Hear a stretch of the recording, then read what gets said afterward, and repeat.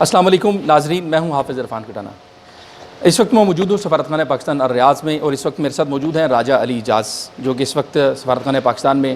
سفیر ہیں۔ اور اس وقت کرونا وائرس کی وجہ سے پوری دنیا میں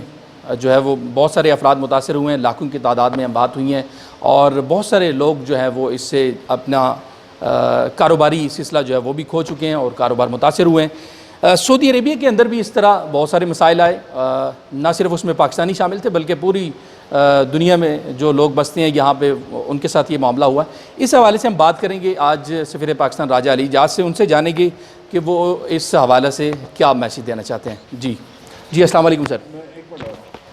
جی السلام علیکم سر۔ سر، جیسا کہ اس وقت کرونا وائرس کی وجہ سے جو صورتحال پیدا ہوئی ہے سعودی عربیہ کے اندر، بہت سارے افراد جو ہیں وہ ان کے کاروبار متاثر ہوئے ہیں۔ آج ہم یہ جاننا چاہیں گے کہ اس وقت سفارتخانہ پاکستان جو ہے اس نے کمیونٹی کے لیے بہت سارے جو ہے وہ ویلفیئر کے کام بھی کیے ہیں، لیکن ہم چاہتے ہیں کہ آپ اپنا میسیج جو ہے وہ ہمارے ناظرین تک ضرور پہنچائیے۔ کون کون سے ایسے کام جو ہے وہ سفارتخانہ پاکستان کی جانب سے کرونا وائرس کی لاک ڈاؤن کے دوران جو ہے وہ کیے گئے ہیں؟ دیکھیں جی، گننا تو شاید اب عجیب سا لگے گا، بٹ اوبیسلی جب کرونا وائرس شروع ہوا ہے تو سب سے پہلے جو تکلیف ہمارے بھائیوں کو ہوئی ہے وہ نوکریوں کی جانے کی ہوئی ہے، اور سینس آف ارننگ انکم جو ہے وہ افیکٹ ہو گیا، تو اس سے ریلیٹڈ کھانا پینا ہے جی۔ تو راشن کی فیسلٹی اس میں سفارت نے تھوڑا سا ہاتھ بٹایا، لیکن I must also mention here کہ ہماری کمیونٹی میں بہت سارے ایسے حضرات ہیں جنہوں نے ہمارا ہاتھ بٹایا، بلکہ زیادہ بٹایا۔ ہم نے جہاں کیا ہم سے بڑھ کر ہمارے ساتھ سینہ شانہ بشانہ انہوں نے کام کیا جی۔ تو ایک تو یہ ایلیمنٹ ہے۔ دوسرا، اوبویسلی بہت سارے پاکستانی ایسے ہیں جو یہاں سٹرینڈڈ تھے، انہوں نے واپس جانا تھا، تو ہم نے گورنمنٹ سے ریکویسٹ کی کہ جی ہمیں جہاز چاہیے۔ گورنمنٹ کو ویسے بھی پتہ تھا، اور وہ جہازوں کا ایک سلسلہ شروع ہو گیا، جس میں جو سٹرینڈڈ پاکستانی ہیں جنہوں نے واپس جانا تھا کسی بھی وجہ سے، وہ ایک سلسلہ اس کا شروع ہو گیا۔ اسی سے ریلیٹڈ میتیں جو ڈیتھس ہو گئیں، کچھ کرونا وائرس سے، کچھ جیسے نیچرل کنڈیشنز میں، تو وہ بھی ایک سلسلہ تھا جس میں سفارت نے اپنا ہاتھ بٹایا، اور ہم نے اس کو بھی ایک سلسلے کو، ایک پہیے کو چلتا رکھا جی۔ اس کے علاوہ ایک اب یہ تھوڑا سا تنقید بھی ہو سکتی ہے اس پہ کہ ٹیلی فون کالز آتی تھیں، لوگ ہمارے سے بات کرنا چاہتے تھے، لوگ ہم سے کچھ رائے مانگتے تھے یا ہم سے کچھ سوالات چاہتے تھے، تو ہم نے کچھ ڈیڈیکیٹڈ ہاٹ لائنز بھی رکھی ہوئی تھیں کہ جہاں پہ فونز آتے تھے۔ میرا اپنا فون کمیونٹی میں ہے اور مجھے بھی فونز آتے تھے، ہم بھی بات کرتے تھے، لیکن اس میں شکایت کا ایک سلسلہ، ایک عناصر ہے کہ جی ہر کوئی اس میں شاید خوش نہیں تھا۔ اس کی ایک وجہ یہ ہے کہ جی اگر اتنے زیادہ ٹیلی فون کالز ایک لمیٹڈ نمبر آف سیلز یا لینڈ لائنز میں آئیں گے تو وہ پاسبل نہیں ہے کہ ہم ان سب کو سن سکیں، اور یہ بھی نہیں ہے کہ ہم کوئی پک اینڈ چوز بات کر رہے ہیں۔ جس کا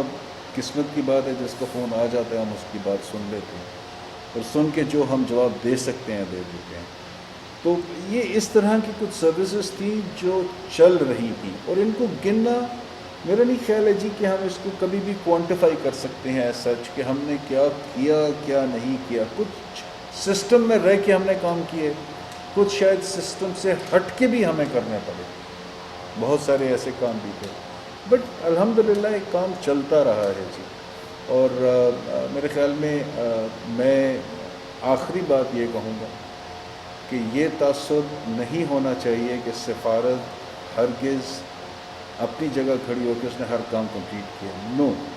میں اس ساری کاوش کا سلسلہ صحرا جتنا سفارت کو دیتا ہوں اتنا اپنے پاکستانی بھائیوں کو دیتا ہوں جنہوں نے ہمارا ہاتھ بٹایا ان سب کاموں میں، اور میرے خیال میں ان کو خراج تحسین زیادہ جاتا ہے۔ میری تو نوکری ہے، میرے بھائیوں کی بھی نوکری ہے جو کانسولیٹ اور ایمبیسی میں کام کر رہے ہیں، لیکن آپ کی تو نہیں ہے۔ آپ لوگوں نے ہمارا ہاتھ بٹایا، تو میں آپ کے تھرو سب پاکستانیوں کو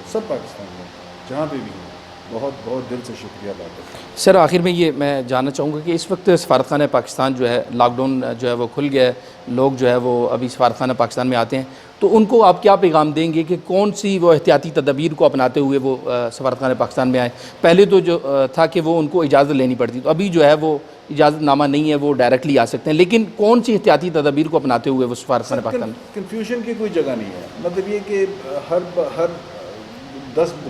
15 باتیں نو، آئی تھنک بہت ہی سمپل اور بہت ہی اسٹریٹ فارورڈ رولز دیے ہوئے ہیں سرکار نے، سعودی سرکار نے،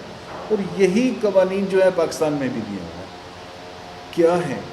آپ نے 2 بندوں کے درمیان سیف ڈسٹنس رکھنا، سیف ڈسٹنس کی بات ہو رہی ہے، ٹھیک ہے جی، ایک یہ کر لیں، ہاتھ اور یہ ماسک یہ پہن رکھیں جی، ہاتھوں پہ گلوز رکھیں، یہ کریں،